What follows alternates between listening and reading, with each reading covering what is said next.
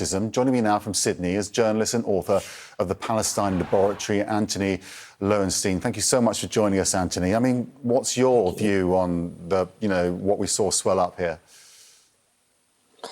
I am shocked, but sadly not surprised. Not that Australia's used to mass shootings. We're not. The last mass shooting was 30 years ago in Port Arthur in Tasmania, and it was not a religious attack at all. This one apparently is. Look, the issue of anti-Semitism is an important one. I speak to you as an Australian and a Jew, and anti-Semitism is real and has been growing, certainly since October 7. However, and it's a very important however, as someone who has spent years supporting Palestine and talking about what's happening in Gaza and rightly calling it a genocide, too many of the pro-Israel groups in Australia and elsewhere are conflating blind support for Israel with anti-Semitism. And the problem here we have is that too often, and there's a rational debate, there are public protests in Australia. The Australian government recognised Palestine, although it's worth saying that Australia still sends F-35 fighter jet parts to Israel. So to suggest somehow the Australian government's anti-Israel is absurd. We live in a flawed democracy, and free speech means that you're able to criticise Israel.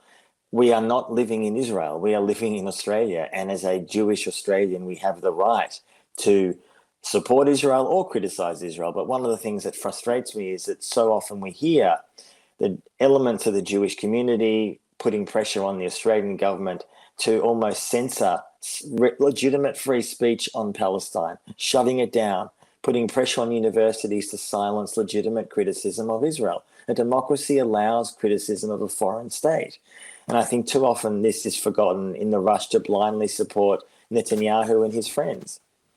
He's pretty categorically blaming the Australian government for inflaming anti-Semitism, isn't he? Yes. By recognising Israel. Is Yes. that what you're talking about? The conflation here, there are two separate, broad, obviously massively connected issues or groups here. There's the Jewish community and there's the Israeli government. And as you say, it's reached this sensitive area when he gets involved in international Jewish communities. I mean, how would you describe it? I mean, Israel claims to be, is the world's only Jewish state, and Netanyahu, as the current prime minister, often says that he's the leader of the world's Jewry. I mean, it's an absurd claim. There are only roughly 15, 16 million Jews in the world. It's a very small population. And within hours of this horrific terrorist attack in Sydney, you had Netanyahu and many members of the Israeli government publicly on social media and elsewhere saying that somehow this was the fault of an Australian government to recognise Palestine. I mean, it makes utterly no sense on its face. We don't really know the motives of these killers. They seem to have some association with Islamic State or at least radical Islam. And when it happened, my first thought was it's either going to be neo-Nazis, who sadly are also rising in popularity and strength in Australia, or Islamists, and it certainly appears to be the latter.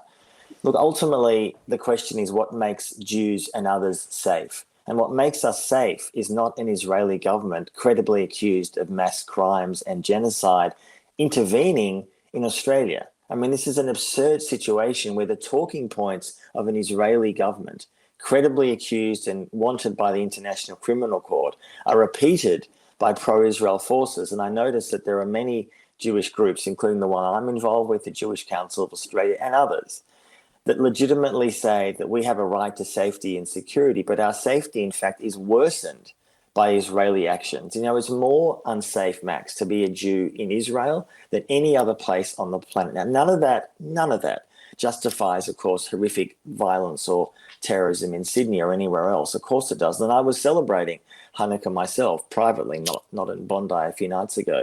And we have the right to do that publicly or privately. But the idea somehow that our safety is associated and connected to Israel and its existence is absurd on its face. You cannot occupy another people, the Palestinians, for more than half a century and somehow expect that you as Jews will not be blamed for that.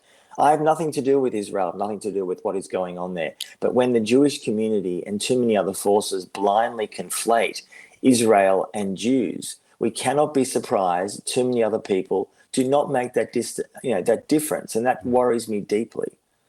Antony Loewenstein, thank you very much for your thoughts. Tough day for everyone there, I know. Thank you. Yeah.